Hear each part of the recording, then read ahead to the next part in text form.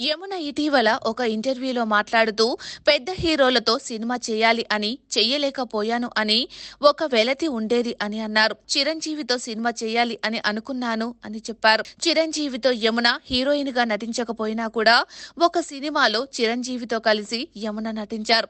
ఆ సినిమా శ్రీ మంజునాథ. రాఘవేంద్రరావు గారు దర్శకత్వం వహించిన ఈ సినిమాలో యమున ఒక పాత్రలో నటించారు. గంగాదేవి పాత్రలో యమున నటించారు. చిరంజీవి ఆకాశమే ఆకారమై అనే ఒక పాటలో డాన్స్ చేస్తూ ఉన్నప్పుడు యమున కూడా డాన్స్ చేస్తారు. అలా చిరంజీవితో కలిసి డాన్స్ చేయడం అనేది అదృష్టంగా భావిస్తున్నట్లు ఆమె చెప్పారు. నేను మీతో కలిసి డాన్స్ చేశాను సార్ అని యమున ఆనందపడ్డారట.